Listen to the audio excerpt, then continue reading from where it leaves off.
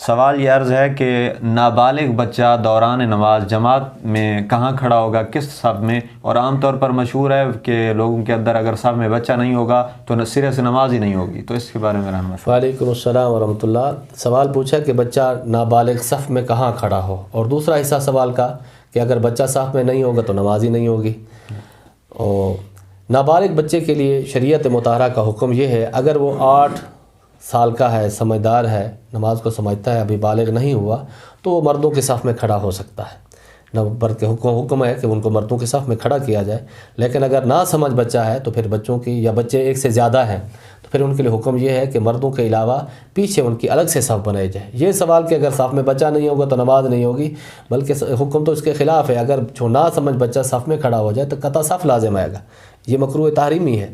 جو بالکل نہ سمجھ ہو، یا جیسے درمیان میں صف کے اندر خلا چھوڑ دیں، اور ادھر ایک درمیان کے اندر خلا چھوڑ کر ایک آدمی کی جگہ چھوڑ کر ساتھ میں کوئی دوسرا کھڑا ہو جائے، اور جگہ درمیان میں خالی پڑی ہوئی ہے۔ بعض اوقات ایسا ہوتا ہے جماعت کھڑی ہوئی ہے اور پہلی صف مکمل نہیں ہوئی، پیچھے لوگ آ کے کھڑے ہو جاتے ہیں، حالانکہ اگلی صف کے اندر بھی جگہ موجود ہوتی ہے۔ اس طرح پچھلے والے لوگوں کے لیے نماز پڑھنا مکروہ تحریمی ہے، کیونکہ آگے صف کے اندر جگہ موجود ہے، تو اس کو کہتے ہیں قطع صف۔ بچہ اگر ناسمجھ ہے، اس کو کچھ سمجھ نہیں ہے، نماز کو نہیں سمجھتا، نماز کے احکام بھی نہیں سمجھتا، صف میں کھڑا ہو گیا تو قطع صف لازم آئے گی۔ ان کے لیے حکم یہ ہے کہ مردوں کے صف کے علاوہ پیچھے ان کی الگ سے صف بنائی جائے۔ واللہ تعالیٰ عالم۔ تو اگر قطع صف ہو گئی، یعنی آپ نے فرمایا مکروہ تحریمی ہے، تو مکروہ تحریمی ہوگا تو نماز نہیں ہوگی کیا؟ نماز تو فرض تو ساقط ہو جائے گا، لیکن ایسے لوگوں کو نماز دوبارہ پڑھنا واجب ہوگی۔ دوسرا یہ ہے کہ بسا اوقات پچھلی صف میں بچے کھڑے ہوتے ہیں، پہلی صف میں جگہ پڑی ہوتی ہے، تو لوگ یہ کہ نمازی سے بچے سے آگے سے نہ گزریں تو پیچھے کھڑے ہو جاتے ہیں۔ تو یہ ایسی صورت میں اگر امام کے پیچھے جب صفیں بنی ہوئی ہوں تو پھر امام کے آگے سے گزرنا منع ہوگا۔ نمازی جو پیچھے امام کے اقتداء میں کھڑے ہوئے ان کے آگے سے گزرنا منع نہیں ہوگا۔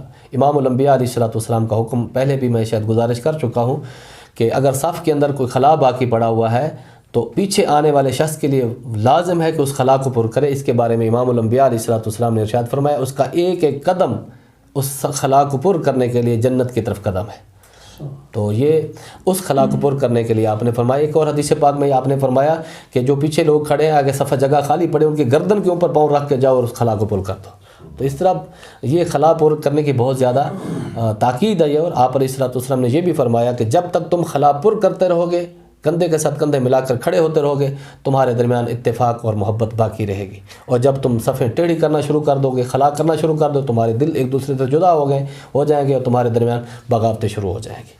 اللہ تعالیٰ سمجھ عطا فرمائے۔ واللہ تعالیٰ عالم بالصواب۔ جزاک اللہ خیر۔